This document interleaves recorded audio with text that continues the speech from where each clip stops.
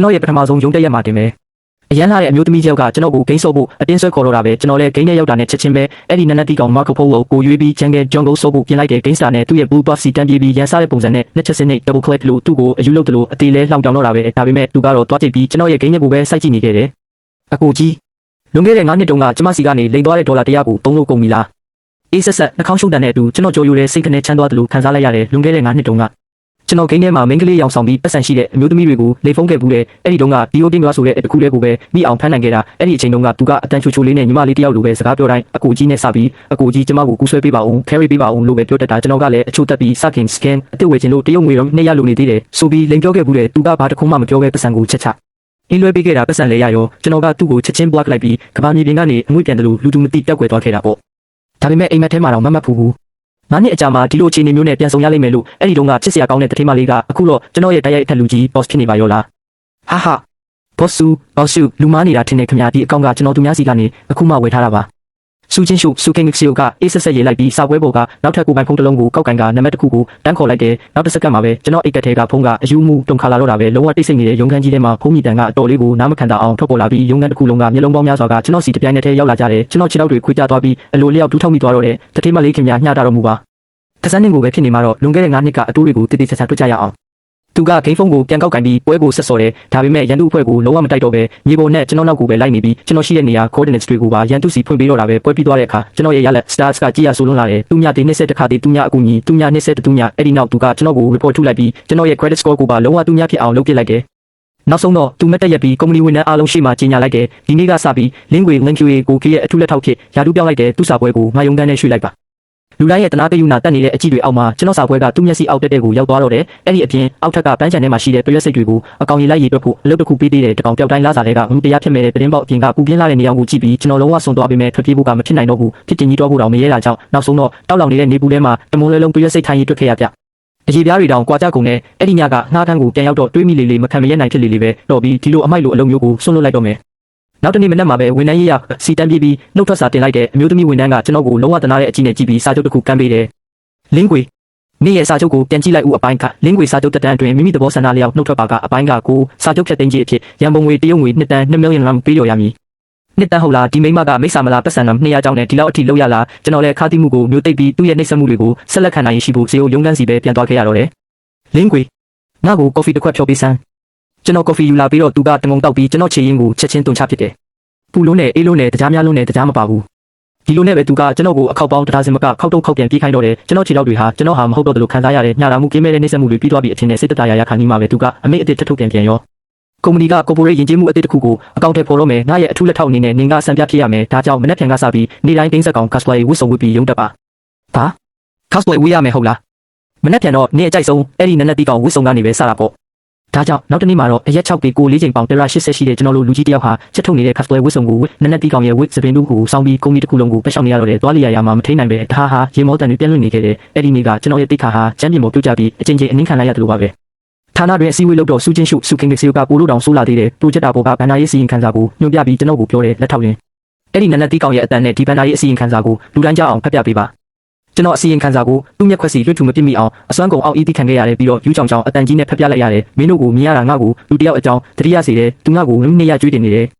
အစည်းအဝေးပြီးတော့နားနေခန်းထဲမှာလုပ်ဖို့ကင်ဘက်တွေနဲ့စူချင်းရှုကစုံမကြီးဆိုပြီးအတင်းတုံနေလုံးဘသူကထင်ထားမှလဲသူနဲ့ကွက်တီတိုးတော့တာပဲဒါပေမဲ့သူကဒေါသမထွက်တဲ့အပြင်ကျွန်တော်ကိုရဲချင်းပက်ချင်းအကြည့်နဲ့အကဲခတ်ပြီးပြောတယ်နင်ကငါ့ကိုစုံမကြီးလို့ခေါ်မှတော့ငါတမျက်စီကဘယ်မှာလဲနင်ကိုနာယူဝက်ချိန်ပေးမယ်စုံမစီတဲ့တမျက်စီနဲ့ကွက်တီတူတာတခုသွားဝယ်ပြီးဒီကိုပြန်လာခဲ့ပေါ့ဒါနဲ့ပြန်လာတဲ့လမ်းမှာအဲ့ဒီတမျက်စီကိုခွာစီပြီးပြန်လာရမယ်နော်ဒါကြောင့်ပဲလမ်းတော်လမ်းလာတွေနဲ့ရေထင်းရဲတွေရဲ့အကြည့်တွေအောက်မှာတမျက်စီကြီးကိုခွာစီပြီးကုမ္ပဏီကိုပြန်လာခဲ့ရတဲ့စူချင်းရှုကတော့သူ့ရုံးခန်းကဝရန်ဒါမန်ပြတင်းပေါက်ကြီးရှိမှရက်ကြည့်နေခဲ့တယ်ကျွန်တော်တကယ်ကြီးအရန်ပင်ပန်းနေပြီမဖိတ်ခေါ်ပဲရောက်လာတဲ့ဧည့်သည်တရက်မှာတော့သူကကျွန်တော်အကြိုက်ဆုံးရေချိုးပစုံထုတ် crawfish အကင်တွေနဲ့ကြက်ကြော်တွေကိုစပွဲပေါ်အပြည့်တင်ပြီးကျွန်တော်မျက်စိရှိမှပဲစိန်နဲ့ထိုင်စားပြနေတယ်ကျွန်တော်ကတော့တလုံးမှမကြွေးဘူးနေအခုဘလို့ခံစားရလဲသိပြီလားဒါဟာလွန်ခဲ့တဲ့9နှစ်တုန်းကနေကိန်းထဲဝင်လာပြီးငါ့ကိုကူဆွဲပေး carry ပေးမလားဆိုပြီးဗိုက်ဆာစာနဲ့စောင့်နေခဲ့ရတဲ့ငါရဲ့ခံစားချက်ပဲဒီလိုမရဲခန်းထဲမှာဆက်နေရတော့မယ်လို့ထင်နေတော့မှပဲမဖိတ်ခေါ်ပဲရောက်လာတဲ့ဧည့်သည်တယောက်ကြောင့်ဒီတိတ်ဆိတ်ငြိမ်သက်မှုကလုံးဝပျက်စီးသွားခဲ့တယ်သူကနှင်းစီပန်းပွင့်ပေါင်းကို169ပွင့်ပါတဲ့ပန်းစီကြီးကိုကင်ပြီးဆေးရုံခန်းထဲကိုတန်းဝင်လာတာရှင်းရှုငါပြန်လာပြီဝီရှင်းချက်ဝီစင်ဂျန်နင့်ကိုဘသူကဝင်ခွင့်ပြုလို့လဲသမီးရဲ့အေးဆက်ဆက်မျက်နှာကိုလုံးဝလစ်လူရှုပြီးသူကအနားကိုတိုးကပ်လာကသူကိုယ်သူချောတဲ့ထင်တဲ့ပုံစံဖတ်လိုက်ရင်မင်းကလေးမသိချင်အောင်ဆောင်မနေပါနဲ့တော့မင်းမီနဲ့ကစားနေတာခံစားမိရဲ့လား ဒီဘက်ခေတ်ကြီးမှာဒီလိုကြက်တီးထားစရာကောင်းတဲ့အာနာရှင်ဆိုစကလုံးတွေကိုတုံးနေသေးတဲ့လူရှိသေးတာပဲစူချင်းရှိုးကတော့တကယ်ကိုစိတ်ပြက်လုံးလို့ပောက်ကွဲလူမိဘဖြစ်နေပြီးသူကမျက်လုံးဝှေ့ကြည့်လိုက်ပြီးအနားမှာနက်နက်တီးကောင်ဝှစ်စုံကြီးဝှလို့ရက်နေတဲ့ကျွန်တော်ကိုရုတ်တရက်ဆွဲခေါ်လိုက်တယ်မိတ်ဆက်ပေးပါရစေဒါကကျမရဲ့ရည်စားပဲဒါကြီးဒါဖြစ်တယ်ဝေရှင်းကျက်ရဲ့အကြည့်တွေကကျွန်တော်စီကိုချက်ချင်းတလန့်တွေလိုရောက်လာပြီးကျွန်တော်ခန္ဓာကိုယ်ကိုအပေါက်နှစ်ပေါက်ဖောက်တော့မဲ့အတိုင်းပဲသူကအိတ်ကက်ထဲကနေချက်လက်မစာအုပ်ကိုဆွဲထုတ်ဖို့ပင်နဲ့ကနက်တချို့ကိုရေးလိုက်တယ်ငါမင်းကို9တန်းပေးမယ်သူစီကနေထွက်သွားလိုက်9တန်းဟုတ်လားကျွန်တော်တသက်မှာဒီလောက်များတဲ့ပတ်စံမျိုးတစ်ခါမှမမြင်ဘူးကျွန်တော်လက်ကအလိုလိုလှမ်းပြီးတော့မဲ့အချိန်မှာပဲနောက်တစ်စက္ကန့်မှာခြေပမိုးပေါ်ကနေဆူဆူရှာရှာနာကျင်မှုကိုခံစားလိုက်ရတဲ့စူးချင်းရှိုးရဲ့10စင်တီမီတာရှိတဲ့တောက်ဖက်နှက်ချွန်ကြီးနဲ့ကျွန်တော်ခြေထောက်ကိုအားနဲ့တင်းလိုက်တာပဲနာလုံးလို့အသက်ရှူတော်မှားသွားတယ်သူကကျွန်တော်နာနာကပ်ပြီးအတန်တိုးထားပြီးမဲ့တေးလောက်အောင်ကြောက်ဖို့ကောင်းတဲ့လေတန်းနဲ့ပြောတယ်ယူရဲယူကြည့်လိုက်နေသေးပြီးတာမှတ်နာကျင်လုံးလို့ကျွန်တော်မျက်နှာကြီးရှုံးမဲ့သွားပြီးမျက်လုံးတွေပါပြူးထွက်သွားတဲ့အသက်ရှင်လို့စိတ် survival instinct တစ်ချောင်းမျက်ရည်တွေကိုအောင်းကြီးကမျက်စိရှိကချက်လက်မှတ်ကိုညှင်းပယ်လိုက်ရတဲ့ချင်းရှုအပေါ်ထားတဲ့ကျွန်တော်ချစ်ကပတ်စံနဲ့ဖြစ်လို့မရပါဘူးကောင်းပြီမင်းဆောင်နေလိုက်ဒီမျိုးမှာမင်းချေချစရာနေရာမရှိစေရဘူးမင်းကဘာကောင်းမို့လို့လဲငါခွေးကိုငါပဲနှိမ့်ဆက်ပိုင်ခွင့်ရှိတယ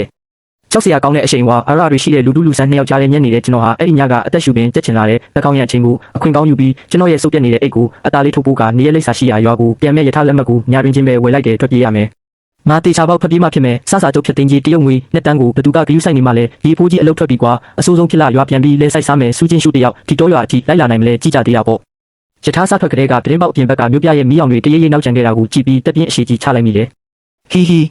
နှုတ်ဆက်ပါတဲ့ဆုံးမကြီးရေလင်းကွေတော်နောက်ဆုံးတော့လွတ်မြောက်ပြီးဇာတိချက်ကျွေတောရွာမြေတို့ပြန်ရောက်ခြင်းရွာကိုပြန်ရောက်တော့တကူလုံးလန်းဆန်းသွားတယ်လို့ခံစားရတယ်အသက်ရှူကျက်လာတဲ့ခါစပွဲဝစ်စုံကြီးကိုချွတ်ပစ်ပြီးဘောင်းဒီတိုနဲ့ညက်ဖက်နဲ့လေးလဲစီလိုက်ရင်အတိတ်ကရွာထဲမှာအောက်ခြေလွတ်အောင်စိုးသွန်းခဲ့တဲ့လူမိုက်ကောင်းဆောင်ဘဝကိုပြန်ရောက်သွားတယ်လို့မျိုးခံစားလိုက်ရတယ်ကျွန်တော်အဖွားကတော့ကျွန်တော်ပြန်လာတာကိုမြင်ပြီးဝမ်းသာအားရနဲ့ကိုမပြုံးပဲမနေနိုင်တော့ဘူးခွေအားကျူရ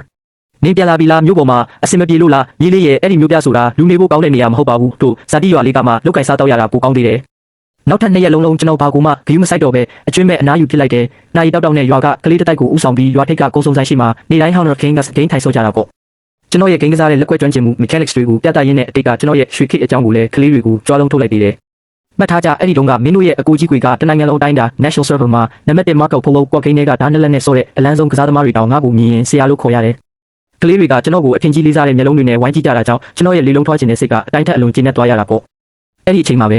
ဲရွာထိပ်ကတကြောင်တဲ့တော့မြေသားလမ်းမပေါ်မှာဖုံလုံးကြီးတွေထတောက်လာတဲ့အင်တာနက်ပေါ်မှာပဲမြင်ဘူးတဲ့ Maybach ကားအကောင်းစားကြီးတစ်စီးအဝေးကနေတရွေ့ရွေ့မောင်းနေလာတာလမ်းဘေးကမြင်ကွင်းတွေနဲ့လုံးဝအဆက်မနေတဲ့ကားကြီးရဲ့စိမ့်ထန်ရှိန်ဝါကြောင့်လေထဲမှာအလုတ်လုံနေတဲ့လူတွေအိမ်ထဲမှာဖက်ရိုက်နေတဲ့လူတွေနဲ့တစ်ပင်ရိပ်အောက်မှာနားနေတဲ့လူတွေအားလုံးလမ်းဖြတ်ပြီးအိုးကျွတ်ကျွတ်နဲ့ဝိုင်းဝန်းကြည့်ကြတော့တာပဲဖျားရည်ဒါပါကားကြီးလဲဟာရွာလူကြီးရဲ့ tractor ထက်တောင်အများကြီးပိုလန်းသေးတယ်ဒါမျိုးတစ်စီးရဖို့ငါတို့ပြောင်းမှုပူပေါင်းဘယ်လောက်တောင်ရောင်းရမလဲမသိဘ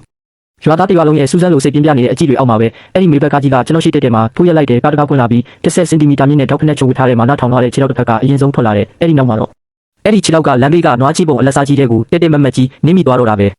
ဲစူးချင်းရှုစူကင်းစီပါလာသူတကယ်ကြီးဒီတော့ခေါင်ခေါင်ထိလိုက်လာလားစူးချင်းရှုကခြေဝါအောက်ကညစ်ပတ်ပေမှုကိုဂယုမဆိုင်နိုင်ပဲဝိုင်းအောင်နေတဲ့လူအုပ်ကြီးတွေကနေလူတက်တော့မဲ့အကြည့်မျိုးနဲ့ကျွန်တော်စီတန်တန်မက်ရှောက်လာခဲ့တယ်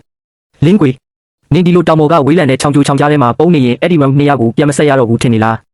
ားအတင်းချင်းပြောရတာဝါသနာပါတဲ့ရွာသားတွေရဲ့အကြည့်တွေကကျွန်တော်တို့နှစ်ယောက်ကြားထဲမှာကူးချီတန်းကြီးဖြစ်နေတော့တယ်ပြီးတော့အချင်းချင်းနာနာကပ်ပြီးတီတိုပြောကြတော့တာပဲတို့ရွာကရှာရှာပပတက္ကသိုလ်ကျောင်းသားလေးကသူများစီကနေပတ်စံလုံးနှိမ့်ရတဲ့ကျွေးတင်နေတာကိုဒါပေမဲ့ဒီကောင်မလေးကလည်းမနေဘူးဟေးပတ်စံနှိမ့်ရတဲ့အတွက်နဲ့ဒီလိုကားအကောင်းစားကြီးကိုဒီအထိမောင်းလာတယ်ဆိုတော့အတော်လေးကိုကက်စင်းနေတာပဲစူးချင်းရှုခါများဒေါသတကြီးနဲ့တုံရင်းနေရှာတယ်သူကရွာသားတွေကိုပြန်ရှင်းပြခြင်းပေမဲ့ဒီရွာသားတွေကိုရှင်းပြနေလဲလုံးဝအပူပဲဆိုတာသိလိုက်တယ်နောက်ဆုံးတော့သူဒေါသအရှိန်ဟုန်အားလုံးကိုကျွန်တော်ခေါင်းပေါ်ပဲပုံချလိုက်တော့တယ်နွားချီတွေပြေးပွားနေတဲ့သူ့ရဲ့တောက်ဖက်နှက်ကိုညွှန်ပြပြီးဒါကိုဆင်အောင်တုပ်ပေးစမ်းအဲ့ဒီကြီးရဆိုးလာတဲ့တောက်ဖက်နှက်နဲ့မိတောက်မတက်ဖြစ်နေတဲ့သူ့မျက်နှာကိုကြည့်ပြီးကျွန်တော်ရင်ထဲမှာရုတ်တရက်အားရကျေနပ်မှုလိုင်းလုံးကြီးတစ်ခုဖြတ်တန်းသွားတယ်ဒါပေမဲ့ရွာသားတွေရဲ့တူတူပြောတဲ့တွေကပူကျလာပြီးသူတို့ရဲ့အတွေးတွေကလည်းလုံးဝစီးလို့ဝါလို့ဖြစ်လာတော့တယ်ဒီမင်းကလေးကကြည့်ရတာကစင်းနဲ့မဲ့ပုံလည်းမဟုတ်ပါဘူးကိုအားကသူ့ရဲ့အသေးကိုခိုးယူပြီးလိန်သွားတာများလာနေပါဦးကိုဝင်ရှိနေလို့ကလေးဖေကိုဒီအထိလိုက်ရှာတာတော့မဟုတ်ပါဘူးနော်ကျွန်တော်ခေါင်းတစ်ခုလုံးပောက်ကွဲမတက်ဖြစ်သွားရတယ်သူ့ကိုဒီထက်ပိုပြီးပြဿနာရှာခွင့်ပေးထားရင်ကျွန်တော်ရဲ့ခုံတိတ်ခါဟာလုံးဝအဖက်ဆယ်လို့ရတော့မှာမဟုတ်ဘူးဒါကြောင့်သွားကြည့်ပြီးလမ်းဘေးကမြက်ပင်တဆုပ်ကိုဆွဲနှုတ်လိုက်ရတယ်ပြီးတော့ပြုတ်အန်ချင်းစိတ်ကိုအောက်ကြီးကသူ့ဖက်နှက်ကနွားချီတွေကိုချစ်ထုတ်ပေးလိုက်ရတော့တယ်စူးချင်းရှုကကျွန်တော်ရဲ့တနာစရာမျက်နှာပေးကိုမြင်မှပဲစိတ်နဲ့နဲ့ပြေးသွားပုံရတယ်သူ့မျက်နှာအမူအရာကနောက်ဆုံးတော့အနှင်းငယ်ပြောင်းသွားပြီးကျွန်တော်ကျွေးမိတွေအားလုံးပြန်မဆက်နိုင်မချင်းဘဲမှမသွားပဲကျွန်တော်အိမ်မှာပဲနေမယ်လို့ကြေညာလိုက်တယ်ကျွန်တော်အဖွားကတော့ဒါကိုကြားချင်းပဲအတိုင်းမသိဝမ်းသာသွားတာပေါ့သူကကျွေးမိတွေဘာတွေအကြောင်းနားမလည်ရှာဘူးလက်သမီးလေးတစ်ပါးလို့လှပတဲ့မိန်းကလေးတစ်ယောက်ကိုကျွန်တော်အိမ်ခေါ်လာတာကိုပဲမြင်တာလေโอเคဒီမိန်းကလေးကတိတ်လာတာပဲတို့ကိုအားရဲ့ရီးစားလေးလာကွယ်ပါတွေလဲဟာမြို့ပြသူထေးမလေးနဲ့တောရွာတလေးဒါပေမဲ့စူးချင်းရှိုးအတွက်တကယ်ကဘာပြတ်မဲ့အိမ်မက်ဆိုးကြီးကတော့သူကျွန်တော်တို့ရဲ့အိမ်ဝင်နဲ့ခြေချလိုက်တဲ့စက္ကန့်ကစပြီးတရားဝင်စတင်ခဲ့တာပဲဖြစ်တယ် ပထမဆုံးအနေနဲ့သူအိမ်ဝင်းထောင်းကအဲ့ဒီအရာကိုလှမ်းမြင်သွားတယ်။အုတ်ခဲတွေအမိုးပြားတွေနဲ့ယာယီဆောက်ထားတဲ့ကျင်းအိမ်သားရွာသုံးအိမ်သားကြီးကိုပေါ့သူ့မျက်နှာချက်ချင်းဖြူဖြောသွားတော့တယ်ကျွန်တော်လည်းအဖွားကိုကူညီပြီးသူ့အတွက်အခန်းတစ်ခန်းပြင်ဆင်ပေးလိုက်ရတယ်။ကျွန်တော်ညီမလေးအိမ်တော်မကြခင်ကနေခဲ့တဲ့အခန်းလေးပေါ်မှာတောက်နေတဲ့တစ်တားပတင်ပေါ်မှာအယောင်လွင့်နေတဲ့ညီညီစိမ့်စိမ့်ပန်းပွင့်လက်ရဆောင်ကြီးတစ်ထည်ခင်းထားတဲ့စပရိတ်မွေးရာတွေဘာတွေမရှိဘူးဖြာချမ်းတွေပဲရှိတယ်။နေအိမ်မှာလားမအိပ်ဘူးလား။တကောင်ရအချိန်မှာပဲဘေးကန်းကနေသူ့ပြက်စရာအော်ဟစ်တန်ကြီးကြောင့်ကျွန်တော်လက်နိုးလာရတယ်။ချင်းတွေကြိုက်နေလို့လင်းကွေနေအခုချက်ချင်းဒီကိုလာခဲ့စမ်းကျွန်တော်လည်းစိတ်ထဲကနေခုပြုံးရင်အဖွားရဲ့ပန်းပွင့်ဒီဇိုင်း paste နဲ့တစ်စုံနဲ့ကျွန်တော်အမေငငယ်တုန်းကဝတ်ခဲ့တဲ့အဝတ်စားတစ်စုံကိုရှာပေးလိုက်ရတယ်။ Boss စုကြီးရောက်တဲ့အရက်မှာထုံးစံအတိုင်းပဲနေရတာပေါ့။ Long do as the Romans do နောက်တနေ့မနက်မှာတော့စူးချင်းရှိုးတယောက်အပြစ်ဆိုခွင့်မရှိတဲ့ကြေးလက်တော်ရွာမင်းကလေးဝတ်စုံကြီးကိုဝတ်ပြီးအခန်းထဲကထွက်လာတဲ့အခါကျွန်တော်ထမင်းလုပ်တောင်တီးမတက်အော်ရမိတော့တယ်။တကယ်ပြောတာဒီဝတ်စုံကနင်းနဲ့တကယ်ကိုလိုက်ဖက်တယ်ဟာလင်းကွေငါဘိုက်စာပြီးအမေတာ state medium rare steak စားခြင်းနဲ့ကျွန်တော်ကတော့ရွေးတဲ့အပြုံးတစ်ခုနဲ့တူမိဖို့ချောင်းနဲ့ဝင်သွားပြီးသူ့အတွက်ဇာမနီရွက် 5 minute အတုံးနဲ့နံပင်ကျော်နဲ့ဝတ်သားတုတ်ထတာချက်အစီတဝင်းဝင်းတပွဲကိုပြင်ဆင်ပြီးချကျွေးလိုက်တဲ့စူးချင်းရှိုးကလူသားတွေရဲ့အရသာခံမှု test buds အကန့်အသတ်ကိုစိန်ခေါ်နေတဲ့ဟင်းပွဲတွေပြည်နေတဲ့ဆက်စားပွဲကြီးကိုစိုက်ကြည့်နေခဲ့တဲ့သူ့မျက်နှာမူအရာကတရရိပ်ပြောင်းလဲလို့နေတယ်ဒါပေမဲ့သူ့ရဲ့အာနာရှင်ဆဲဆိုတဲ့ဂုံတိတ်ခါကိုထိမ့်သိမ့်ဖို့အတွက်သူ့ဇာမနီရွက်ကိုတလုံးအတင်းမြှုပ်ချလိုက်တယ်နောက်တစ်စက္ကန့်မှာတော့သူ့အိမ်ဝင်းထဲကိုတန်းပြေးပြီးအသေးလဲထိုင်တော့တာပဲအဲ့ဒီညကသူ့မောင်နာကိုအသေးလဲကြောက်နေပြီးတယောက်တည်းမအေးရတာကြောင့်ကျွန်တော်ကိုကလတ်ထိုင်တလုံးဆွဲခိုင်းပြီးသူ့အခန်းတကားဝမှာထိုင်ဆောင်ခိုင်းတယ်အဲ့ဒါတင်မကသေးဘူးကျွန်တော်အင်ဂျီဆောက်ကိုလည်းလုံးဝလက်မလွတ်တန်းတင်းတင်းကြပ်ကြပ်ဆွဲကင်ထားသေးတယ်။ဘော့ဆူနင်ဒီလိုမျိုးလာဆွဲနေတာကလုပ်ငန်းခွင်တွင်လိမ်မိုင်းဆိုင်ရာထိပါနှောက်ယှက်မှု workplace sexual harassment မြောက်တယ်နော်သိရလား။စက်ပိတ်ထားစမ်းနင်းကိုညဆောင်ခိုင်းတာနင်းအတွက်အမြင့်ဆုံးဂုဏ်ပြတ်ပဲ။သူ့ကိုကြည့်ရတာတေလောက်အောင်ကြောက်နေပြီးတော့မှအတင်းလေလုံးထွားနေသေးတယ်ကျွန်တော်ရုတ်တရက်တွေးမိတယ်ဒီမိစ္ဆာမလေးကတွေးကြည့်ရင်လည်းတိတ်ပြီးမုန်းဖို့မကောင်းလာပါဘူး။ရာစုနှစ်ဤလေကွင်းပြင်တိုင်ပွဲနောက်တနေ့မနက်စောစောမှာပဲတဝုံဝုံနဲ့ကြေလောင်လာတဲ့အတန်ကြီးကြောင့်မတ်မုံပွင့်ရွာ Peach Blossom Village တရွာလုံးနိုးလာကြတယ်ကျွန်တော်လန်နိုးပြီးအိမ်ဝင်းထဲကပြည့်ထွက်ကြည့်လိုက်တော့ရဟတ်ရင် private helicopter အဖြူရောင်ကြီးတစ်စီးကိုတွေ့လိုက်ရတယ်ရွာထိပ်ကကောက်ရိုးလန်းနဲ့ကွင်းပြင်ကျကြီးတဲ့ကိုရဟတ်ရင်ကတုံတုံချီချီနဲ့ဆင်းတက်လာတာရဟတ်ရင်မဆင်းတက်ခင်ကလေးကဒလက်တွေရဲ့ပြင်းထန်တဲ့လေဝေးမှုကြောင့်မနက်ခင်းကိုလက်လှုပ်ရှားမှုလုပ်နေတဲ့အဖိုးဟိုင်ပုံမနက်ရဲ့သပင်တူကြီးတောင်လွတ်ထွက်သွားခဲ့တဲ့ရဟတ်ရင်ပေါ်ကနေဝေရှင်းချန်ဝေးစင်းကျင်ကနှင်းစီပြပန်းစီကြီးကိုကင်ပြီးဆွဲဆောင်မှုရှိတဲ့ပုံစံနဲ့ဆင်းလာခဲ့တဲ့သူထင်ထားတာကတော့ဒီပုံစံကအတော်လေးကိုလမ်းလိုက်မယ်ပေါ့ဒါပေမဲ့ခြေချလိုက်ပြီးတာနဲ့ဘေးနာကဝက်ချန်ကနေထွက်လာတဲ့ဆူရှာလာတဲ့အနံ့ဆိုးကြီးကြောင့်သူနှာခေါင်းကိုပိတ်ပြီးချက်ချင်းပြုတ်အံတော့မလို့ဖြစ်သွားရှာတယ်သူမျက်စိကစားလိုက်ပြီးလူအုပ်ကြီးထဲမှာပန်းပွင့်ဒီဇိုင်းကြီးကိုဝတ်ထားတဲ့စူးချင်းရှုပ်ကိုတန်းတွေ့သွားတယ်သူမျက်နှာဟာဒုက္ခရောက်နေတဲ့နတ်သမီးလေးကိုမြင်လိုက်ရတယ်လို့မျိုးချက်ချင်းပဲအသေးကွဲမတက်ခံစားချက်တွေနဲ့ပြည့်နေသွားတော့တယ်ချင်းရှုငါမင်းကိုကယ်ဖို့လာပြီးဒီကောင်ကမင်းကိုဒီလိုဒုက္ခတွေပေးရတဲ့ပေါ့ဒီလိုစုပ်ပြတ်တက်နေတဲ့နေရာကမင်းနဲ့ဘယ်လိုလုပ်တမ်းပါမလဲအဲ့ဒီလိုပြောပြီးသူကချက်လက်မတ်စာအုပ်ကိုထပ်ဆွဲထုတ်ပြန်ရောဒီတစ်ချိန်မှာတော့သတင်းကြားလို့အပြေးလွှားရောက်လာတဲ့ရွာလူကြီးကိုတိုက်ရိုက်ပြောလိုက်တယ်ကျွန်တော်ခမည်းကိုရန်ပုံငွေတရုတ်ငွေ30တန်း30 million မှမပေးမယ်ဒီစုပ်ပြတ်နေတဲ့ရွာကိုကျွန်တော်စီရောင်းလိုက်ပါချင်းရှုအတွက်ဒီရွာမှာကမ္ဘာအဆင့်မီအကောင်းစားပန်းဖြစ်စခန်း resort တစ်ခုစောက်ပေးခြင်းလို့ဒီကောင်စုပ်လေးမင်းအခုဘာပြောလိုက်တာလဲငါတို့ရဲ့ဘိုးဘွားပိုင်မြေတွေကိုတူးဆော့ပြစ်မယ်ဟုတ်လားလူချင်းထိုးကြချိတ်ကြတော့မဲ့အခြေအနေမျိုးဖြစ်လာတာကိုမြင်တော့စူးချင်းရှုကရုတ်တရက်ရှိကိုတက်လာပြီးလူလိုင်းကိုပါဇက်အဟောင်းသားဖြစ်သွားစေမဲ့အရာကိုလုပ်လိုက်တော့တယ်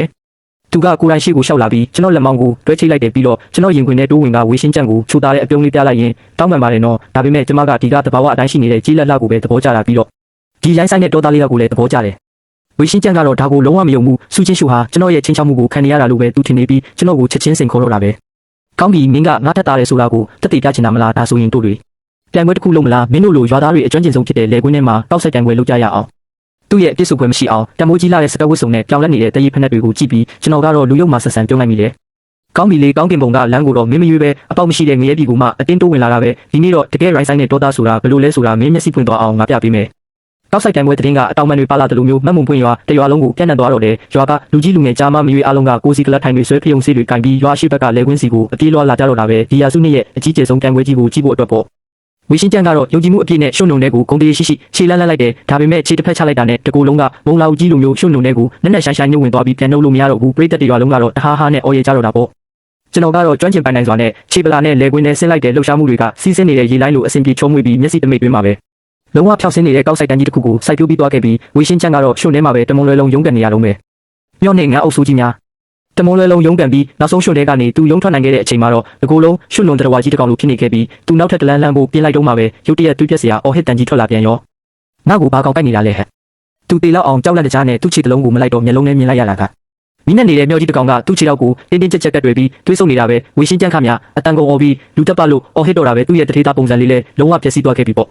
လေကန်တင်းပေါ်မှာရက်ကြည့်နေတဲ့စူးချင်းရှုကတော့ဒီလိုရေစရာကောင်းတဲ့မြင်ကွင်းကိုကြည့်ပြီးဝမ်းသာအားရနဲ့ကိုခါခောက်ကွေးအောင်အော်ရတော့တာပဲဘလောက်တောင်ရဲလဲဆိုရင်မက်တက်တောင်ဖြောင်းဖြောင်းမရနိုင်တော့တဲ့အထိပဲဒါပေမဲ့ဝေရှင်းကြံကတော့အရှုံးမပေးချင်သေးဘူးရှုံထဲကနေတွားတွားရုံထွက်လာပြီးဒုတိယအချီပြိုင်မှုကမ်းလှမ်းပြန်တယ်ငါမကျေနပ်ဘူးဒုတိယအချီထပ်ပြိုင်မယ်သူကရွာလမ်းဘေးမှာဆရာကြီးစတိုင်နဲ့လမ်းလျှောက်နေတဲ့အဖြူရောင်ငန်းအုပ်ကြီးကိုညွှန်ပြပြီးနန်းဖမ်းပြိုင်မယ်တဲ့ ရွာထိပ်မှာတောက်စရာတစ်ခုခုတောက်ရင်းရုပ်ရှင်ကြည့်တယ်လို့ကြည့်နေတဲ့ကျွန်တော်တောင်ထမင်းလုပ်ပြီးမတက်ဖြစ်သွားရတယ်ဒီရွာမှာအဖိုးဟန်ရဲ့အဖြူရောင်ငန်းအုပ်ကြီးဆိုတာရွာရဲ့တိုက်လေရင်တွေဆိုတာဘယ်သူမှမသိပဲနေမလဲခွေးတွေတောင်အဲ့ဒီငန်းတွေကိုမြင်ရင်အသေးလဲကြောက်ကြတာသိချတာပေါ့ဝေရှင်းကြက်အနားကိုကတ်သွားတာနဲ့ငန်းအုပ်ခေါင်းဆောင်ကြီးကသူ့လေပင်ကိုအရှိကြီးဆန်းထုတ်လိုက်ပြီးသူ့တပည့်တွေကိုဥဆောင်ကဝေရှင်းကြက်စီတန်းတန်းမမက်ကြီးပြေးစော်တော့တာပဲနောက်ဆက်တွဲမြင်ကွင်းကတော့တကယ်ကိုတွေးပြက်စရာစစ်တလင်းပြင်းကြီးအတိုင်းပဲဝေရှင်းကြက်ခါများမိဘကိုတိုက်တီအော်ဟစ်ပြီးရွာလန်းအတိုင်းအသက်လူပြေရတော့တာပေါ့ငန်းအုပ်ခေါင်းဆောင်ကြီးကသူ့ဖင်ကိုကွက်တိလိုက်စိတ်တာကြောင့်သူ့ရဲ့တံမိုးကြီးဝတ်စုံပေါင်းပြီးကြီးမှာအပေါက်တွေအများကြီးဖြစ်သွားခဲ့ရတဲ့စူးချင်းရှုကတော့ရဲလုံးလို့မျက်ရည်တွေပါထွက်လာခဲ့ပြီးနောက်ဆုံးတော့ကျွန်တော်ကိုယ်တိုင်စက်ကြည့်ရစရာမရှိတော့တာနဲ့ရှေ့ကိုပြေးထွက်ပြီးငန်းအုပ်ခေါင်းဆောင်ရဲ့လေပင်ကိုတင်းတင်းကြပ်ကြပ်ဖမ်းချုပ်မြေပြင်ကနေမချီလိုက်ပြီးမှဖင်စိတ်ခံနေရတဲ့ဝေရှင်းကြက်ကိုကဲထုတ်ပေးလိုက်ရတယ်သူကတော့မျက်နှာမှာရွှွန့်တွေပေးပွားပြီးကြောင်အန်းကြီးမတက်ရက်နေလုံးပဲအဲ့ဒီအချိန်မှာပဲစိတ်ခံထားရတဲ့ဘောင်းမီအပေါက်ကနေခုတ်ခနဲပြေးထွက်သွားတဲ့အတန်ကြီးထွက်လာပြန်ရောစူးချင်းရှုကရဲလုံးလို့ထွက်လာတဲ့မျက်ရည်တွေကိုတုတ်လဲချောင်းရှင်းလိုက်ပြီးရွာသားတွေရှေ့မှာပြန်ပွဲရလက်ကိုအကျယ်ကြီးကျင်ညာလိုက်တယ်ဒီနေ့ရွာတွင်းပြန်ပွဲရဲ့အနိုင်ရရှိသူကတော့လင်းခွေဖြစ်တယ်လို့ငါတရားဝင်ကျင်ညာပါတယ်နေ့အတွက်ဆုလက်ကတော့လင်းငါမနေ့ကလဲထားတဲ့အဝတ်စားတွေအားလုံးကိုဆင်အောင်ရှုပ်ပေးရမယ်အလုပ်ပဲဒါကဘယ်လိုလုပ်ဆုလက်ဖြစ်မှာလဲဟဲ့ခေါမိုးပေါ်ကဖွင့်ဝင်ခံချက်အဲ့ဒီညနေမှာပဲရွာရဲ့လက်စစ်လိုင်းတွေပြုပြင်ထိန်းသိမ်းမှုအတွက်မိခစ်တာဖြစ်လိုက်ကြတယ်ဖုန်းတွေ TV တွေမရှိတော့တာကြောင့်ရွာတရွာလုံးဟာစိတ်ငြိမ်အေးချမ်းတဲ့ညစ်ဥယျာဉ်တွေကိုနှိမ့်ဝင်သွားခဲ့တယ်ကျွန်တော်နဲ့စူးချင်းရှုဟာအိမ်ခေါမိုးပေါ်တက်ထိုင်ပြီးမြို့ပေါ်မှာဘယ်တော့မှမမြင်ဘူးလေလှပလုံးနဲ့ကျဲစင်စုံနေတဲ့ကောင်းကင်ကြီးကိုမော့ကြည့်နေခဲ့ကြတယ်နွေရာသီရဲ့ညချမ်းလေးပြေလေးကမြေကြီးနဲ့မျက်ရိုင်းနဲ့တွေကိုတဲဆောင်လာပြီးကျွန်တော်တို့အနားကနေဖြတ်တန်းတိုက်ခတ်သွားတာတကယ်ကိုနေလို့ထိုင်လို့ကောင်းလွန်လာတယ်အဲ့ဒီတော့နေငါကိုဘာလို့လိန်ခဲ့တာလဲငါစီကပတ်စံကိုလိန်ပြီးတာနဲ့ဘာလို့ချက်ချင်းပွားပြစ်လိုက်ရတာလဲကျွန်တော်တိတ်ဆိတ်သွားမိတယ်ဒီမေးခွန်းကလွန်ခဲ့တဲ့9နှစ်လုံးကျွန်တော်ရင်ထဲမှာစူးနစ်နေခဲ့တဲ့စူးတစ်ချောင်းလိုပဲအဲ့ဒီတော့ငါအမေကနေမကောင်းဖြစ်လို့ခွဲစိတ်ဖို့အတွက်ပတ်စံရေးပေါ်လိုနေခဲ့တာငါမှအခြားရွေးချယ်စရာမရှိခဲ့ဘူးဒါကြောင့်ပဲ online ပေါ်မှာပတ်စံလိမ်ဖို့အကြံရခဲ့တာဒါပေမဲ့ပတ်စံရသွားပြီးတဲ့နောက်မှာတော့ငါရင်ထဲမှာအဖြစ်ရှိစိတ်တွေအသေးလဲခံစားရပြီးနင့်မျက်နှာကိုဘလို့မှရင်မဆိုင်ရတော့ဘူးဒါကြောင့်ပဲနင့်ကိုတန်းပြီးတွားလိုက်တာစူးချင်းရှုကဘာမှမပြောဘဲတိတ်တိတ်လေးနားထောင်နေခဲ့တယ်တကယ်တော့အဲ့ဒီတရုတ်ငွေ RAM 200ကိုနောက်တစ်နေ့မှာပဲငါကိန်းထဲကလက်ဆောင်ပေးတဲ့စနစ် Gifting Feature ကိုသုံးပြီးတမိုးတူ voucher တွေအနေနဲ့နှစ်စီပြန်ပို့ပေးခဲ့ပါတယ်နင်းတတိမထားမိတာပဲဖြစ်လိမ့်မယ်စူးချင်းရှုတောင်းအမ်းသွားခဲ့တယ်သူကသူ့ဖုန်းကိုဆွဲထုတ်ပြီးသူ့ရဲ့နက်ဖျားစင် hacker အတတ်ပညာ hacking skills တွေနဲ့လွန်ခဲ့တဲ့9နှစ်ကအယောင်းဝယ်မှတ်တမ်းတွေကိုအတင်းလန်လော်ရှာတော့တာပဲမှတ်တမ်းတွေကိုအတော်ကြာရှာဖွေပြီးတဲ့နောက်မှာတော့နောက်ဆုံးလွန်ခဲ့တဲ့9နှစ်ကတရက်မှာတမိုး2000ရှိတဲ့ voucher လက်ဆောင်ပေးထားတဲ့မှတ်တမ်းကိုသူတွေ့သွားခဲ့တယ်နားလည်မှုလွဲတာတွေပြေးလဲသွားခဲ့ပေမဲ့ကျွန်တော်တို့ကြားကလေတူကတော့ပိုပြီးနူးညံ့သိမ်မွေးပြီးစိတ်လှုပ်ရှားစရာကောင်းလာခဲ့တယ်သူခေါင်းငုံလိုက်ပြီးရှင်တကောင်ဝူးမြည်တယ်လို့တိုးမြင့်လာတဲ့လေတံလေးနဲ့ပြောရှာတယ်ဒါပေမဲ့လည်းနင်ကလူလိမ္မာပဲနင်ငါရဲ့ယုံကြည်မှုကိုလိမ်ညာခဲ့တာပဲအဲ့ဒီတုန်းကငါမိဘတွေကအခုမှကွာရှင်းထားကြပြီးအိမ်ကလည်းလုံးဝဖျို့ဖျဲဖြစ်နေတာဘယ်သူမှလည်းငါ့ကိုဂရုမစိုက်ကြဘူးအဲ့ဒီအချိန်တုန်းကငါရဲ့ကဘာတစ်ခုလုံးမှာနှစ်ယောက်ပဲရှိခဲ့တာအဲ့ဒီအချိန်ကနင့်ကိုတကယ်ကိုအရေးကြီးတဲ့သူငယ်ချင်းတယောက်လို့ငါသတ်မှတ်ခဲ့တာကျွန်တော်ရင်ထဲတစ်ခုခုနဲ့အပြင်းထန်ထုခံလိုက်ရတယ်လို့ခံစားလိုက်ရတယ်ဟောဒီလိုကိုအဲ့ဒီမှာနှစ်ရရဲ့နောက်ွယ်မှာဒီလိုဇလန်းမျိုးရှိနေခဲ့တာကိုလာရအောင်မှရှိနေတဲ့သူ့ရဲ့လှပလုံးနဲ့ဘေးတိုင်းမျက်နှာပြင်လေးကိုကျွန်တော်လမ်းကြည့်လိုက်မိတယ်အမြဲတမ်းတွေ့နေကြအေးဆက်ဆက်နဲ့အာနာရှင်ဆန်တဲ့ပုံစံမျိုးမဟုတ်တော့ပဲနည်းနည်းလေးနုနယ်ပြီးနူးညံ့တဲ့ပုံစံလေးဖြစ်နေခဲ့တယ်ကျွန်တော်ရုတ်တရက်တွေးမိပြန်တဲ့ဒီမိစ္ဆာမလေးကတွေးကြည့်ရင်တိတ်ပြီးကြောက်စရာမကောင်းလာပါဘူးရွာထိပ်ကခွေးတက်ရင်နဲ့ကော်ပြားသူရဲ့ကောင်ဝေရှင်းကျန်းကတော့မြို့နယ်စေကမ်းမှာတရက်လောက်နားပြီးတာနဲ့နောက်တစ်နေ့မှာလူမိုက်စတိုင်းနဲ့ကြွက်သားတွေဖြန့်ပြီးပြန်ရောက်လာပြန်ရောဒီတစ်ချိန်မှာတော့ဟိတ်ဟန်ကြီးကြီးနဲ့လာမရှုပ်တော့ပဲအနောက်တိုင်းဝတ်စုံမဲ့ဝတ်ထားပြီးမျက်မှန်မဲတက်ထားတဲ့တက်တော်ဆောင်လူမိုက်တစုကိုခေါ်လာပြီးရွာထဲဝင်မဲ့တကြောင်နဲ့တော့လမ်းမကြီးကိုပိတ်ဆို့ထားလိုက်တော့တယ်ငါရင်းနှီးမြှုပ်နှံသူတွေနဲ့အားလုံးအပိသက်ဆွေးနွေးပြီးမင်းတို့ရွာကဒီမြေကွက်ကိုဝယ်ပြီးဒီနေရာမှာဓာတုဗေဒစက်ရုံ chemical plant တခုဆောက်ဖို့ပြင်ဆင်နေတာအဲ့ဒီအချိန်ကျရင်မင်းတို့ရဲ့တာယာလှပတဲ့မမှုပွင့်ရွာကြီးကအနှံ့ဆိုးတွေထွက်နေတဲ့ရေမြောင်းမှုကြီးဖြစ်သွားလိမ့်မယ်ရွာသားတွေအားလုံးတိုင်တူဒေါသထွက်သွားကြပြီးလေယာသုံးကိရိယာတွေကိုစီကိုင်ကသူတို့ကိုဝိုင်းလိုက်ကြတယ်စူးချင်းရှုရဲ့မျက်နှာပြတ်သွားခဲ့ပြီးသူကရှေ့ကိုတလန့်တက်ပြီးရွာသားတွေနဲ့ကျွန်တော်ကိုကောက်ွယ်ပေးလိုက်တယ်ဝေရှင်းကျက်မင်းလုံနေတာတရားမဝင်ဘူးနော်ဝေရှင်းကျက်ကအေးဆက်ဆက်ရေးလိုက်ပြီးသူ့စကားကိုလုံးဝဂရုမစိုက်ဘူးသူကတက်တော်ဆောင်တွေကိုမျက်ရည်ပြလိုက်တာနဲ့လူမိုက်နှစ်ယောက်ကချက်ချင်းရှိတက်လာပြီးလက်တစ်ဖက်ညတစ်ဖက်စူးချင်းရှုရဲ့လက်မောင်းတွေကိုဖမ်းချုပ်ကားထဲကိုအတင်းထည့်ဖို့ကြိုးစားတော့တယ်ချင်းရှုကျွန်တော်အသက်ပြင်းပြင်းရှုလိုက်ပြီးလက်ညှိုးနဲ့လက်မောက်ကိုပါဆက်ထဲထည့်ကာဆူရှာလာတဲ့လေချုံတန်ကြီးတစ်ချက်ထွက်ပေါ်အောင်ခြုံလိုက်တော့တယ်နောက်တစ်စက္ကန့်မှာပဲအရက်မျက်နှာအနှံ့ကနေကျွန်တော်တို့ရွာကခွေးကောင်ကြီးရာနဲ့ချီပြီးပြေးထွက်လာကြပြီးဝေရှင်းချမ်းကပါကားလမ်းကြီးကိုခဏချင်းတွင်းမှာပဲပိတ်ဆို့ဝိုင်းရလိုက်ကြတော့တယ်မျက်စိတမိတ်တွင်းမှာပဲချိတ်ခတ်တွေဟင်းသီးဟင်းရွက်ပုတ်တွေကလေထဲမှာပြန်ဝဲလို့နေခဲ့ပြီးခွေးဟောင်တန်တွေနဲ့လူတွေရဲ့အော်ဟစ်ငူကြီးတန်တွေကလည်းရောထွေးလို့နေတာပေါ့မြို့ပေါ်မှာစီကမ်းမဲ့အာနာပြခဲ့တဲ့အဲ့ဒီတက်တော်ဆောင်တွေဟာဒီလိုစစ်တလင်းပြင်းမျိုးကိုတခါမှမမြင်ဘူးကြတာကြောင့်ရွာသားတွေရဲ့အရိုက်နှက်ကိုခံရပြီးအရှက်တကွဲနဲ့ပြေးကြလွှအားကြတော့တာပဲရုံးရည်ဆန်ခတ်ဖြစ်နေတဲ့အခြေအနေကိုအခွင့်ကောင်းယူပြီးကျွန်တော်ကားနားကိုပြေးသွားကလက်ထဲကကော်ပြားနဲ့ကားပြတင်းပေါက်မှန်ကိုအားနဲ့ထုခွဲပစ်လိုက်တယ်ကျေလောင်လာတဲ့အတန်ကြီးနဲ့အတူကားမှန်ကလုံးဝကြေမွသွားခဲ့ပြီးမှန်ကွဲစာတွေကကျွန်တော်လက်ကိုရှမ်းမိတာကြောင့်တွေးရအများကြီးစီးကြလာခဲ့တယ်ဒါပေမဲ့ဒါကိုဂရုစိုက်ဖို့အချိန်မရှိဘူးလက်ကိုကားရဲ့အမြန်လိုက်ပြီးတကားချက်လောက်ကိုဖွင့်ကစူးချင်းရှုကိုကားထဲကနေတစ်ချက်တည်းနဲ့ဆွဲထုတ်လိုက်တယ်နင်ဘာမှမဖြစ်ဘူးမလားစူးချင်းရှုကတွေးတွေပြေးပွားနေတဲ့ကျွန်တော်လက်ကိုကြည့်လိုက်တယ်အမြဲတမ်းတည်ငြိမ်နေတဲ့သူ့မျက်နှာပေါ်မှာပထမဆုံးအကြိမ်ဖြစ်တကယ်ကိုထိလန့်တုံလို့သွားတဲ့အရေးအယောင်တွေကိုအထင်ရှားမြင်လိုက်ရတယ်နင့်လက်ကဝေရှင်းချန်ကတော့ရွာသားတရွာလုံးရဲ့ချိန်ဆတန်တွေနဲ့ခွေးအုပ်ကြီးရဲ့လိုက်လံပို့ဆောင်မှုတွေကြားထဲမှာတေလောက်အောင်ကြောက်လန့်သွားခဲ့ပြီးသူကားထဲကိုကမန်းကရန်ပြန်ဝင်ပြီးစိတ်ပြက်လက်ပြက်နဲ့အမြန်မောင်းထွက်ပြေးသွားတော့တယ်ကျွန်တော်ကတော့ကျွန်တော်ရဲ့နောက်ွယ်မှာကာကွယ်ပေးထားတဲ့စူးချင်းရှုကိုပြန်ကြည့်လိုက်မိတယ်သူကလည်းကျွန်တော်ကိုပြန်ကြည့်နေခဲ့ပြီးအဲ့ဒီမျက်လုံးတွေထဲမှာတော့ကျွန်တော်ဘယ်လို့မှအတိတ်ပဲမဖော်တတ်တဲ့ခံစားချက်တွေပြည့်နှက်လို့နေခဲ့ပြီး အိမ်ပြန်ရောက်တော့အဖွားကဒဏ်ရာရထားတဲ့ကျွန်တော်လက်ကိုမြင်ပြီးစိတ်မကောင်းလို့မျက်ရည်တွေပါကျရှာတဲ့စူးချင်းရှုကခန်းထဲကနေစစ်တစ်တာကိုယူလာပေးပြီးကျွန်တော်ဒဏ်ရာကိုတိတိကျကျစီးထည့်ပေးတယ်သူ့ရဲ့ပတိစီးတဲ့လက်ကွက်ကအတော်လေးကိုဦးချောင်းချောင်းနိုင်လာပေမဲ့တကယ်ကိုနူးညံ့လွန်လာပါတယ်ပိုးတက်စေကဒဏ်ရာကိုထိမိတဲ့အချိန်မှာတေးလောက်အောင်ဆက်ဖြစ်နေပေမဲ့ကျွန်တော်တခုမှအော်မငိခဲ့ဘူးအဖွားကတော့ဘေးနားမှာရက်ပြီးတကယ်ကိုကျင်းနဲ့အားရတဲ့မျက်နှာပေးနဲ့ကြည့်နေတယ်လူကွေအားကတကယ်ကြီးအရွယ်ရောက်သွားပြီပဲသူ့မိမကိုဘလို့ကောက်ွယ်ရမလဲဆိုတာသိနေပြီးဒီမြေချွေးမလေးကိုအဖွားကတော့ရာနှုန်းပြည့်သဘောတူတယ်ကွယ်ဒီလိုတင်မဆုံကျတဲ့မိန်းကလေးမျိုးကတာသမီရတနာထွန်းကားမှတေးချတယ်စူးချင်းရှိုးရဲ့မျက်နှာကချက်ချင်းပဲနာရွက်တွေထိနီးရဲသွားတော့တဲ့ဒါဟာသူ့ကိုဒီလိုရှက်သွေးဖြန်းနေတာကိုပထမဆုံးအကြိမ်မြင်ဘူးချင်းပဲအဲ့ဒီနေ့ကစပြီးကျွန်တော်တို့ဂျာကလေတူကလုံးဝပြောင်းလဲသွားခဲ့ပြီးသူကအဲ့ဒီမှာနှစ်ရကျွေးချောင်းလဲထပ်မပြောတော့ဘူးစာချုပ်ဖြတ်သိမ်းခြင်းအကြောင်းလဲမဟာတော့ဘူးသူကသူ့ရဲ့ထောက်ခဏတွေနဲ့ကိုပိုရေးဝတ်စုံတွေကိုဆွတ်လွတ်လိုက်ပြီးရိုးရိုးပိတ်စဖက်နဲ့ပေါ့ပေါ့ပပအဝတ်စားတွေကိုလဲဝတ်ကကျွန်တော်နောက်ကိုလိုက်ပြီးမြစ်ထဲမှာငါဖန်တော့ထဲမှာမှုတ်ရှအာနာရီကိုလှုပ်တော့တာပဲသူကအတော်လေးကိုအတင်ပြမြင်တဲ့လူပဲအစပိုင်းမှာဘာမှမလုပ်တတ်တဲ့လူကနေနောက်ပိုင်းမှာတော့တကယ်ကိုကျွမ်းကျင်တဲ့လူတစ်ယောက်ဖြစ်လာခဲ့ပြီအဲ့ဒီနေ့ကမြစ်ကမ်းဘေးမှာငါဖန်နေတော့သူကရုတ်တရက်စကားဆက်လာတယ်လင်းကွေငါမျိုးကိုပြန်မသွားတော့ဘူးဒီမှာပဲနေပြီးနေ့ရက်မိမလုပ်တော့မယ်ဘာပြောတယ်ပြန်ပြောဦးသူ့ရဲ့တင်ငင်နေတဲ့မျက်နှာပေးကိုကြည့်ပြီးကျွန်တော်လက်ဖြက်ကနောက်ကိုနှစ်လမ်းလောက်ကမန်းကရန်ဆုပ်လိုက်မိတယ်မလုပ်ပါနဲ့ဘော့ဆူရဲ့နောက်ပြောင်မနေပါနဲ့ကျွန်တော်နင့်ကိုမကျွေးမွေးနိုင်ပါဘူးနေ့ရက်ထမင်းတနက်စာကကျွန်တော်ရဲ့လောက်ဝက်စာလာစာထက်တောင်များသေးတယ်စူးချင်းရှိုးကဘာမှမပြောဘဲအနာကိုပိုတိုးကလာပြီးကျွန်တော်ကိုတစ်ပင်ကြီးတစ်ပင်စီရောက်အောင်မလုပ်နိုင်အောင်ထောက်ပိတ်လိုက်တော့တယ်ပြီးတော့သူ့ရဲ့မေးစေးကိုအနှင်းငယ်မော့လိုက်ရင်သူ့ရဲ့ပင်ကိုအာနာရှင်ဆန်တဲ့အရှိန်ဝါကိုထုတ်ဖော်လိုက်ပြီးဒါဆိုရင်ငါပဲနင့်ကိုကျွေးမွေးဆောင်ရှောက်မယ်ငါနောက်ကိုကုမ္ပဏီပြန်လိုက်ခဲ့ပြီးငါရဲ့တူးလေးတော့အထူးလက်ထောက်ဖြစ်ဆက်နေရမယ်ကျွန်တော်ပါဇက်ဟာပြီးသူ့ကိုအပြတ်တက်ညင်းပဲကိုပြင်လိုက်တော့သူကအိတ်ကက်ထဲကနေကျွန်တော်ထင်ထားတာကတော့သူအမြဲတမ်းတင်စီထားတော့မယ်စာချုပ်ကြီးကိုဆွဲထုတ်လိုက်တယ်အဲ့ဒီတရုတ်ငွေနှစ်တန်းတန်စာချုပ်ဖြတ်သိမ်းကြီးစာချုပ်ကြီးကိုကျွန်တော်မျက်စိရှိတင်မဲ့အပိုင်းပိုင်းအဆအဆဖြစ်အောင်ဆုတ်ဖြတ်ပစ်လိုက်တော့တာပဲကျွေးမိတွေအားလုံးကြည်သွားပြီးနင်ကငါအပိုင်းပဲစက်သိန်းကငါအပိုင်းပဲနင်ကငါအပိုင်းပဲကျွန်တော်ရင်ထဲမှာတော့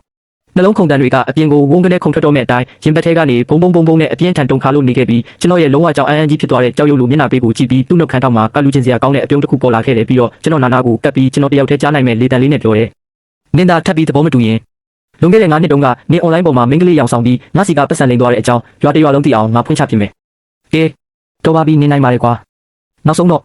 ကျွန်တော်ဟာသူ့ရဲ့ခြံရံခေါ်ဆောင်မှုနဲ့အတူမြို့ပြစီပြန်ရောက်လာပြီးကုမ္ပဏီကိုပြန်ဝင်ခဲ့ရတော့တဲ့အားလုံးကပြောင်းလဲသွားခဲ့ပြီးလုပ်ပေါ်ကိုင်ဖက်တွေကျွန်တော်ကိုကြည့်တဲ့အကြည့်တွေဟာတနာစရာကြီးကနေအံ့ဩတုန်လှုပ်တဲ့အကြည့်အဲ့ဒီကနေတစင်တကယ်ကိုယူသေးလေးစားတဲ့အကြည့်တွေဖြစ်ပြောင်းလဲသွားခဲ့ပြီးအရင်တုန်းက cosplay ဝတ်စုံကြီးတွေဝတ်ပြီးအောက်ခြေကြနေခဲ့ရတဲ့အထူးလက်ထောက်လေးဟာအခုဆိုရင်စီရိုရုံကန်တွေကဆိုဖာပေါ်မှာစိန်နဲ့လဲပြီး boss ရဲ့ကိုယ်ပိုင်ကွန်ပျူတာကြီးနဲ့ဂိမ်းတွေကိုရေးရဲဝန်းကြီးထိုင်ဆော့နေနိုင်ပြီလေတစ်ဖက်မှာလည်းအဲ့ဒီရေခဲတုံးလိုအေးဆက်လာတဲ့အမျိုးသမီးစရာကြီးကဒေါသမထွက်တဲ့အပြင်သူ့အတွက်လက်ဖက်ရည်တွေကိုယ်တိုင်လာချပေးရင်းနှင်းငယ်ပေးပြီးတတိတွေကိုပါအခုနှွားကျွေးနေသေးတာ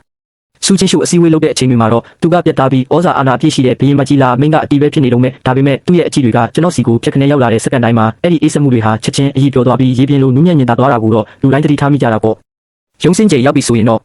့တို့နှစ်ယောက်တည်းရဲ့ကဘာလေးကတရားဝင်စတင်ခဲ့ပြီးခင်းထဲမှာအတူတူရိုက်တက်အောင်စော့ကြတာကလူတွေရဲ့နေ့စဉ်ပုံမှန်လုပ်တစ်ခုဖြစ်လာခဲ့တယ်ဒါပေမဲ့ဒီတစ်ချိန်မှာတော့အခန်းကဏ္ဍတွေကလုံးဝပြောင်းပြန်ဖြစ်သွားခဲ့ပြီးပေါ့ကျွန်တော်ကတော့ hero support ဆက်ကောင်ကိုအသာလေးယူပြီးသူ့ရဲ့ခေါင်းပေါ်မှာအသုံးဆောင်တစ်ခုလိုစိန်နဲ့ထိုင်လိုက်ရုံပဲသူကတော့ Marco Polo နဲ့ဥဆောင်ပြီး Honor King Queen ပြင်ကျကြီးထဲမှာရန်သူမှန်သမျှကိုအတေးလဲလိုက်တက်ပြီးကျွန်တော်ကိုအလွယ်တကူပဲနိုင်ပွဲ wins တွေးစီခေါ်ဆောင်သွားတော့တာပ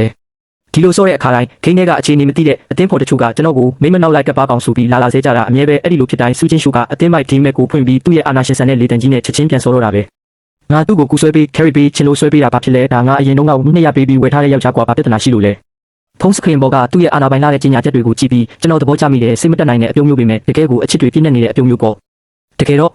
့အစတုန်းကငါသူ့စီကနေ game skin skin တစ်ခုစားပဲလိန်ဖို့ကြံစီခဲ့တာကနောက်ဆုံးမှာတော့ငါရဲ့ဘဝတစ်ခုလုံးကိုပေးဆက်ပြီးပြန်လဲလိုက်ရလိမ့်မယ်လို့ကဘာပေါ်မှာဘသူကထင်ထားခဲ့မှလဲဗျာ